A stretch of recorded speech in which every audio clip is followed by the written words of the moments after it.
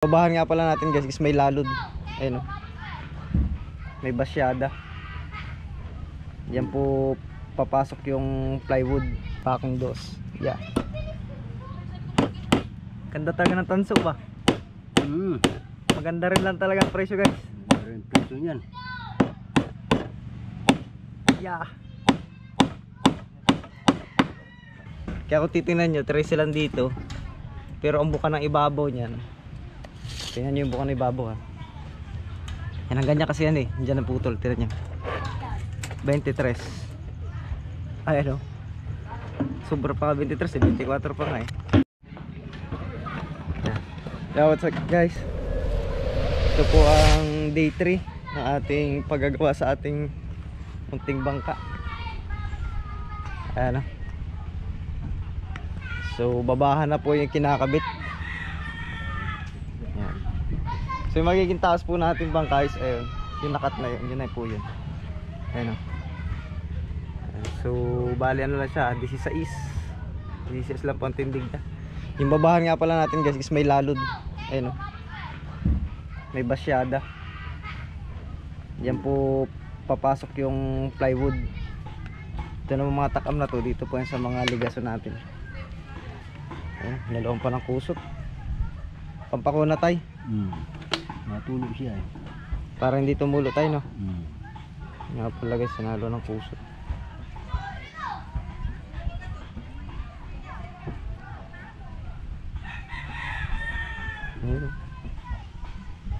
Di size to tayo no, taas ng bangka natin no.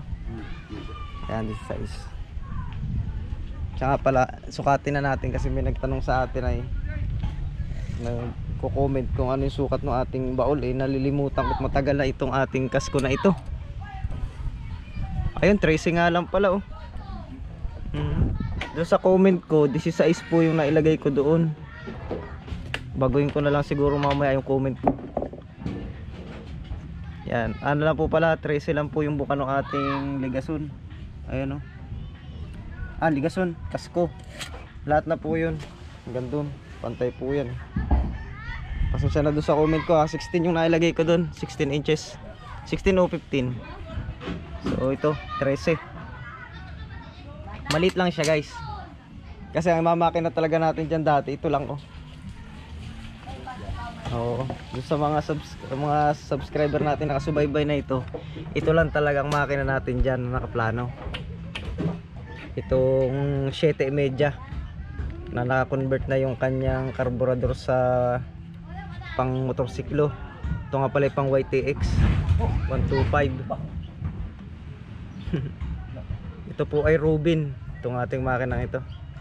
So kaya lang nilabas ngayon guys. Lagi kasi namin ito pinapaandar para hindi ma-stock.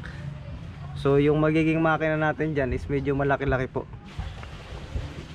Ito po yung sinukat natin dyan oh. Ito. Ayan. Ito po ay 13. Ay hindi, 15 pala ito, 15. Ito po yung sinukat natin dun sa ibabaw niya, 15. Kaya ano, malaki na po yung buka ng ibabaw niya. Tapos yung ating ruda, hindi ho sana ganyan ang style. Parang style sagwanan lang ang style. Maiksi lang dito tayo sa uli. May ginagawa dyan eh. Parang gato lang ang style ng ating ligas ruda sa una. Ipakita ko naman na sa inyo yun, yung isang ruda natin. Pag ganito lang oh. Hanggang dito lang sana yung ruda natin ng plano ng una. Kasi ang bala ko nga guys is mababa lang talaga siya. Bali 14 lang sana. Kasi maliit lang yung ating kasko eh. Kasi minsan pag dito sa amin nagtataas, nakakaya magpausong pagka ano, wala halimbawa walang ulam. Kaya gusto ko yung maliit lang sana. Ay kaya lang ay dahil ito may gagamitin din namin as a group. Iba-vlog din kasi natin, magba-vlog tayo eh. Mag-adventure talaga tayo. Kaya napagplano namin na palakihin. Pero yung ligason niya is yun pa rin yung sa Tinagalog style. Ayun o, kaya ang buka. Kaya kung titingnan nyo, 13 lang dito. Pero ang buka ng ibabaw niyan, tingnan nyo yung buka ng ibabaw ha. Yan ang ganyan kasi yan eh. Diyan ang putol, tingnan nyo 23. Ay ano, sobra pa 23 eh, 24 pa nga eh. Ayan guys oh. Yan na po yung buka ng ating bangka.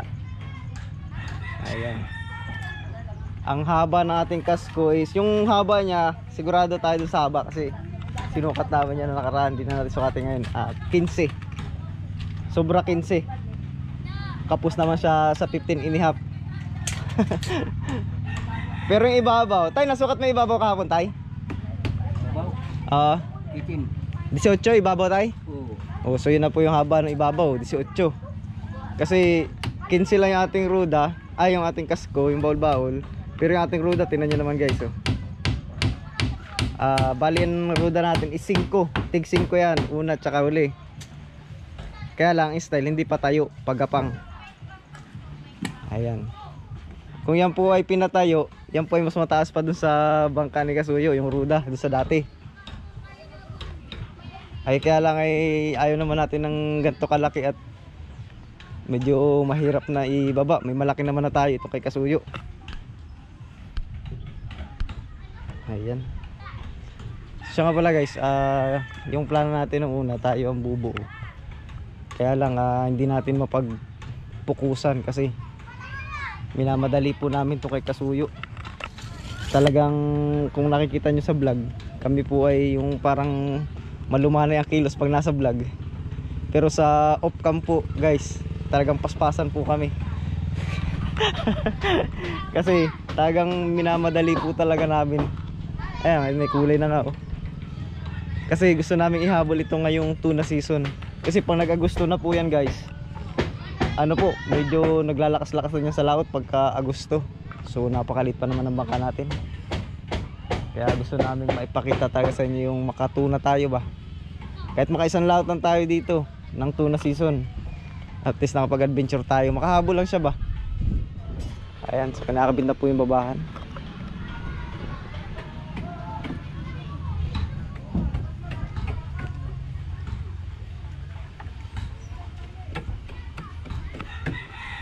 Nakita mo yung pako natin, tay? Yan pala guys, pako natin tanso. Medyo mahal nga lang.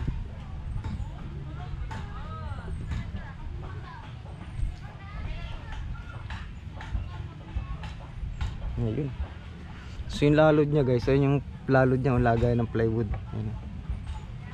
Pupunta rito sa labas, salpak dyan.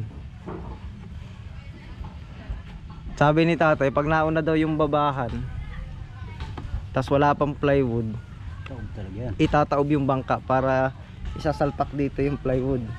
Tapos dito naman ay ikon lang, tikit lang naman dito. Kung may plywood na sana kami nakuha ngayon guys, plywood sana muna tayo, no? Para ito diretso salpak na lang sa ibabaw. Taob sana. Oo. Ay kaya lang po yung plywood natin idingding ko sa ating bahay. Kaya kukuha po ulit tayo ng bagong plywood.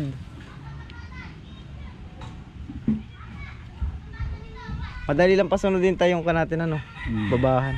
Bagay, mababa lang naman yung kan niya.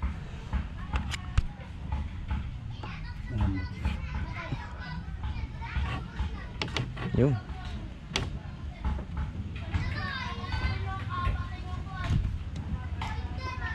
Ayan na po yung taas niya guys. Tsaka pala doon sa nag-comment kahapon, solid subscriber natin yun. So baguhin ko na lang po yung aking comment doon mamaya siguro. Ano lang pala yung buka natin kasko, 13. Pang disagwanan lang po kasi talaga itong kasko na ito ay. Sakto lang itong disagwanan, 15 ang haba, tapos 13 ang buka. Ganito lang taga mga pandisagwan tayo, no? Pan-truly-truly. Kala di, ginawa natin di makina. So laki na ng buka niya dito. Kaya natin pinalaki kasi yung makina natin ilalagay dyan is balagbag. Alin man ang umandar dun sa dalawa guys, yung 13 o yung 9 na balagbag. May dalawa pa tayong makina na pinag-iisipan. Pero yung 7.5, hindi na muna taga natin gagamitin yan. Ayan. Nag-stop na? Nag-stop. Na kung nabasiyuhan ng gasolina. Hindi na ba naandar ng Yun. Bah, bilis lang tayo. Kalawang babahan na. Pala guys, dugsong din po yung ating babahan. Wala tayong nakuha na largo.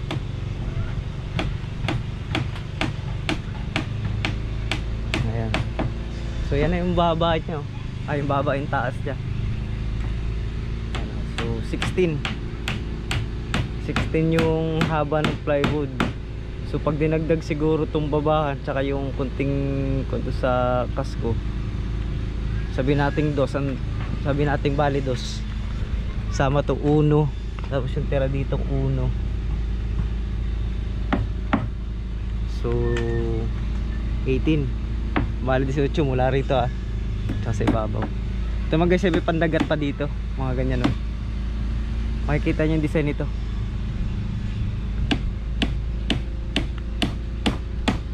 Ayan. Medyo mahirap ka lang siya guys pasunodin kasi yung ating ligason, pabuka talaga yung ligason natin. Tingnan nyo ibabaw. Dapat po ng ibabaw dyan is 24. Bali kulang 24, pero kunti-kunti na lang 24 na eh. Yung doon sa may gitna natin sa tapat ng makina. Pero nyo guys, 13 yung ating kasko ang buka, tapos napalapad natin siya ng kulang 24 kasi dahil dun sa ating ligason, ayan o, Tinagalog style. Ayan o, ayan o, Tinagalog style. May shape siya na medyo liter ano, ganyan o, parang paliter C. Ayan o, nabaluktot yung pakot, ayan o. Pako natin tanso. Ayan.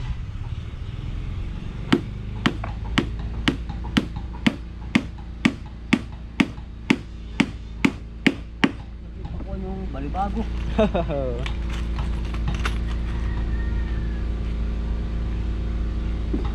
Tsaka pala guys, yung pinagkunan natin nito, itong ating ligason, para doon sa mga bago nating subscriber. Yan po ay sariling tanim natin. Ito po yung puno niya no. Ayan, balibago. Kung naalala nyo nung bumagyo, diba tinabi natin yung pinagputulan. Ito, kasi bumagyo, tinaputol. Yung sanga niya, kinuha natin ito. Alam yan ng mga una nating subscriber.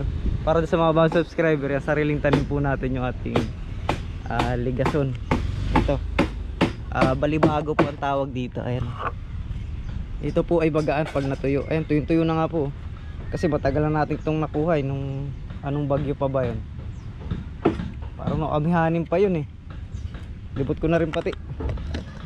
Ayan, so iningatan natin. At ating pang napakinabangan. Ayan.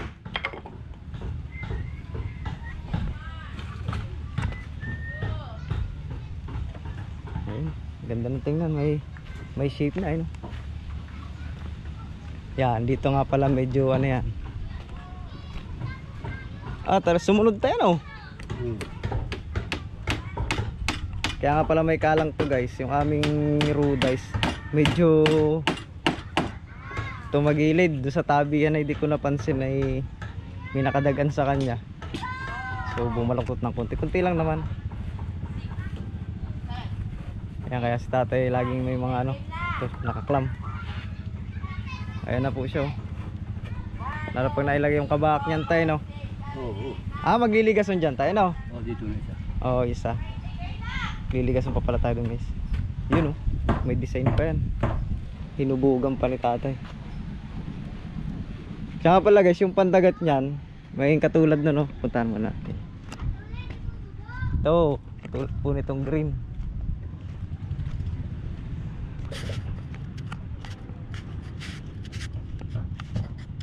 Ayan magiging katulad po nito yung pandagat natin. Ayan. Ganyan po yung magiging design nun yung sa ibabaw. Ito. Ayan. Magiging ganyan po ang forma. Ito maganda tong bangka na to guys. Ang kasko niyan ang maganda. Napakalapad po ng kasko nun. Baka yung kasko natin kalahati lang. Kasko nun ay 22 ang lapad. Grabe. Kaya napakagandang ano nun eh. Pero yung kanyang ligason guys ng green, tuwid lang. Kasi maganda na yung kasko niya eh. Sakto na yung 16 na makina. Ito sa atin, tagang kailangan nating hubugan at napakalit ng ating kasko. Ayun. Ayan guys, sinabutan na naman si Tatay Hemi ng subas ko. Ayan, so ganyan pong panahon dito sa amin. Eh, kakabaak na eh. Hindi pa pinagbigyan. Anak ng tinapa. Pero malakas-lakas yan tay. Yan nga pala guys yung subas ko. Yan ay mga isang oras na malakas ang hangin at saka ulan. Minsan alon. Yan, isang oras yan, ganyan kalakas. Ayun o, kakabaak. Hindi pa taga pinatapos tayo, ano? Taga pinaulan ng kapa. Iya. Yan po ang pan dito sa amin. Hirap. Pero yun, mahingin lang guys at may sungit ng panahon eh. Pero dito talaga sa amin guys, kahit summer, umuulan po dito. Yan po ang kan dito sa Quezon. Pero ito, ano to? Ano ba tawag sa'yo? Ibang lugar ng ganito? Kanas-kanas. Pag tawagin.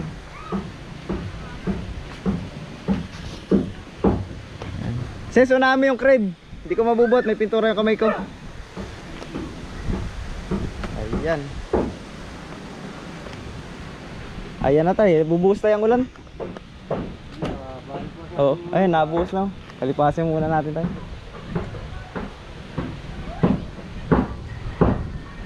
Kain ka muna tayo, mag alas 12 naman na yata. Oo. Di na pati tayo nakapag-merienda. Paspasan tayo ng trabaho parehas ay. Inahabol natin yung ulan. Iya. Mababasa yung planer mo tayo. Ayan.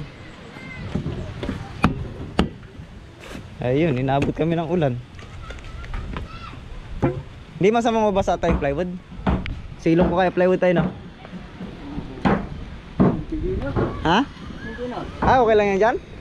Masubukan yung kung matibay talaga. Sabagay. Ayun. Patulog Barton. Di ba masyado tayo, pero pasok natin sa loob tayo ang gamit mo. Mamaya na lang natin kuhay. Ayun na po, umulan na. Nabutan na naman ang ulan. Kahapon, ulan din. Agoy. Abot mo na ulan din ng pailo. Ayun. Yun guys, tapos na rin yung subas ko. Nabutan tayo kanina ng subas ko. Isang oras lang naman yun. Hangin, ulan, tsaka kunting lakas ng alon. Ayan. May kakabit na natin yung kabak na babahan. Yeah, talagang yan ang pahirapan dyan ay yung pagbabaloktot na yan.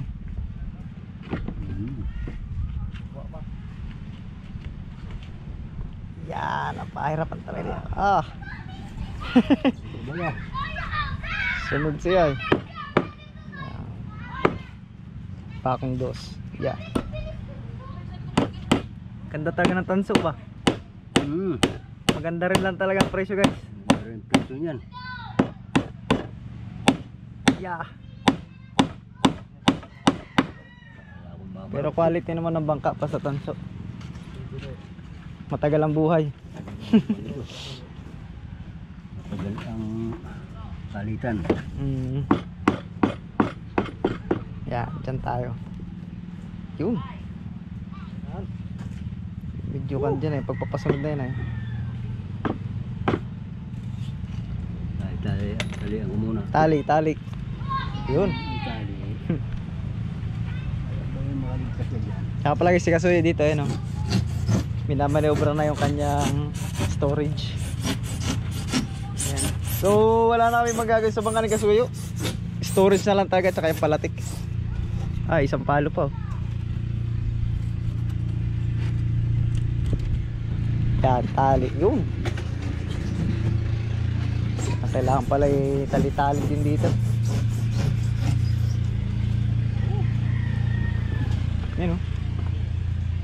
May forma na guys. May design na. Layo tayo. Ayun oh, kita nyo na po yung design ng bangka. Lalo pag nalagyan na po yun ng ano, pinakang sobre nya, yung pinakang kamaruti pa nya. Ganda na oh. Kung pa lang tayo ha, day 3 pa lang. 3 araw pa lang tayo. Ganda. Ayun, dali na. Lumapa tayo. Ay, lapa talaga yan.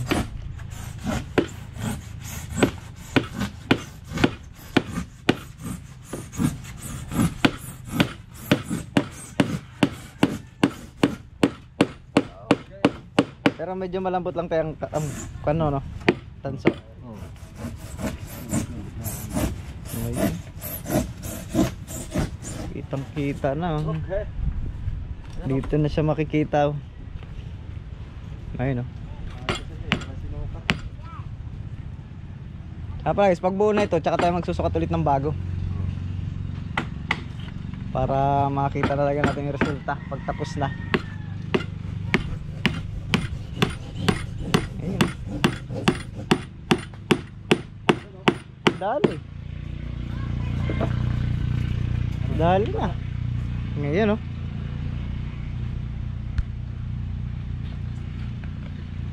Yan lang naman yung update dito. So abangan yung susunod.